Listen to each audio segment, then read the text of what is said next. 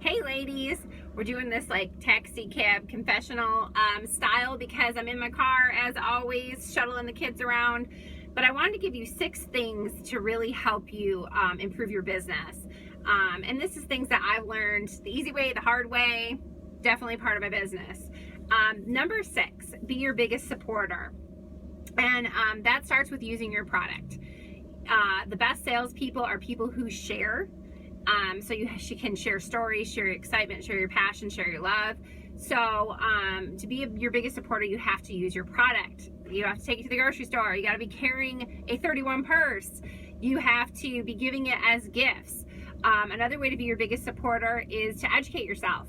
I had someone say to me at a meeting recently that they didn't earn Start Swell because their leader didn't tell them about it. Well, in your kit, it comes with papers, tells you about Start Swell. That's how I found out about Start Swell. My leader was several states away when I signed up, and the person that I signed up under, she was new to direct sales. She was a great partier, but she didn't know anything about leadership. She didn't know anything about getting people started. So I had to do my own research, and it worked for me. And so I supported myself that way. You have to share your goals. So one way to be supportive of yourself and your business is to make sure that other people know what you want from this. Know that you sell 31, so support yourself that way. Tell people about it. And you need to feed your passion. So if you want to be a success in this business, you might have to go to conference. You might have to, make a point to go to your Better Together, your local Better Together meetings. You have to support what it is that you want to accomplish. At my parties, when I first started, I'd be like, I sold $4,000 last month. I can't believe I sold $4,000. And I would toot my horn. And by doing that and sharing my excitement, some of you join my team, and people will join your team if you're your biggest cheerleader. I want to support you, but there's a whole lot of you and one of me. So a lot of times I'm looking for you to tell me what you want from me. So are the other leaders in this team. We need you to let us know, what do you need, what do you want to hear from us, what would help you. That's really a great way to support yourself, is to let us know what you need. The number 5 way, embrace the grace and hustle of direct sales. So in direct sales, the work is flexible, but it's not optional. And there's going to come times in life where life gets difficult and it has to take precedence. Recently, my mom became very, very ill.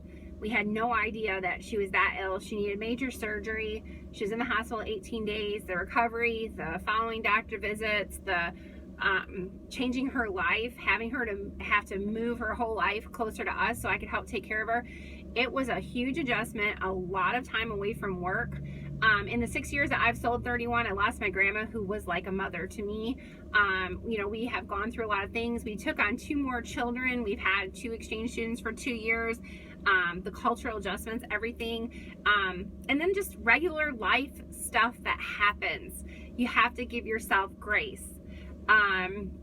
Because people join direct sales so that it can fit in their lives.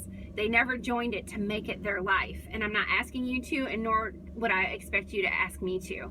So there are times you have to give yourself grace. Now what happens is, when you go through something like this and you give yourself grace and you have to walk away from your business a little bit, you have to come back and embrace the hustle.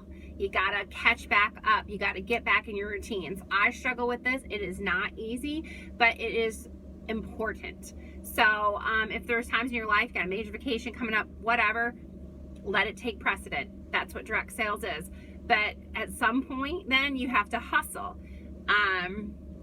So the number 4 thing is take care of yourself. This is something that I have really, really learned in the process of my mom being sick, is how important it is to take care of yourself, how important it is to listen to those cues that your body is giving you. Right now, like I said, I have 5 kids. Jeff works 6 days a week, 11 hours a day. There is not a lot of time for me. And every time I say yes to one thing, I have to say no to something else. That's the way life works. So when we say yes to one thing, if it's not in our priorities, we may end up having to say no to something that is a priority. So I have been saying no to myself for a very long time.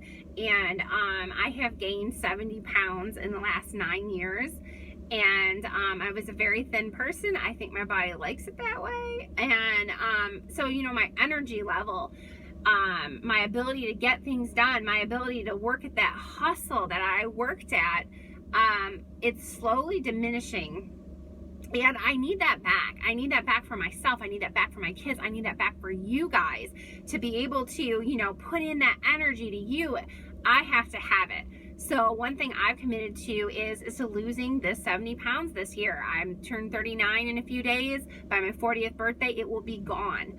And it's going to require me to say no to something so I can say yes to myself. But the ultimate goal will be I will have more energy for everyone. And so, there's going to be times where you might have to say, no to lunch with your friends today because you really should make booking calls for your business. But what that means is if your business takes off, it will buy you flexibility later. So, that is, it's really important to take care of yourself. You can't fill cups if your cup is empty. My number 3 tip is to be consistent, and that's going to be different for everyone. So if you have big goals, it might mean big blocks of time on a regular basis. If you have smaller goals, you just need a little bit of income or a little bit of time away from the house or whatever it is, you have to match that effort. Match the goal to the effort. Match the effort to the goal. So what I would ask of you is to do something for your business every day. Whether it's to just make sure people know you sell 31, whether it's to share something about a product you love, do a product review, whether it's to make 3 contacts a day, which we highly recommend for a successful business. Maybe it's just to share with someone that loves your product, that maybe it's time for her to be part of your team and be on this adventure with you. So be consistent. Do at least one thing a day for your business and you will see the rewards. We plant seeds sometimes and it will take months to see the fruit of your labor, but it will happen. We can't just hustle one week and expect the payout immediately. It's not how it works. You have to be patient. Number 2, keep it simple. When I started 6 years ago, we did not have Facebook groups. Did not exist. The way TOT is today, 31 Today is today, we didn't have that. We did not have those resources. Everything I learned from usually was printed, it came in the mail. So we don't need to think that fancy graphics is gonna, take your business to the next level. Expensive advertising, expensive marketing. This is a direct sales. It's a relationship business. Relationship building is free. It can be just sharing with the person next to you at the baseball game your favorite product, or that you're having a party for yourself. Whatever it is, keep it simple. Book, sell, recruit, have parties. It's a party plan business. If you want the success that some others have, know that they did it through having parties. You don't have to buy everything in the catalog. I take about 20 items to a party, and it lets us really focus on those items and get passionate and excited about those items. And lastly, the last thing is honor your why. We talk about embracing your why, acknowledging your why, identifying your why. We all started this business for a reason. That's your why. But are you honoring it? And this is something that in seasons where I've had to give myself grace because things are going on in my life that must take precedence, I really struggle with, because I don't feel like I'm honoring my why, because my why is a financial why. My why is because without this business being successful, we wouldn't pay our bills. 31 has paid for 3 sets of braces. It has paid for tuition. It has bought this car I drive. It bought my mom's car. It has done so much for my family. It has helped eliminate debt. It has helped us create less debt. It's non-negotiable. Working this business is non-negotiable. And if I forget that, things get difficult for us. So I have to honor my why. Some of you that join 31 because you love the product, you have to honor your why by having parties for yourself a couple times a season so that you get that free product that you love, that you came here for. You might have to honor your why by every once in a while kicking it up in your business so you can earn an incentive for product. You should be earning every ready, set, sell because you love the product. For those of you that came here for the social aspect, make sure you're getting it on your calendar. Make sure you blocked out time on your calendar to have a party with a friend or a family member or somebody else that's passionate about 31, so that you can get out of the house and be social. If your why is for social reasons, like this is your hobby, you should come to conference. You should be at every Better Together meeting. That's how you honor your why.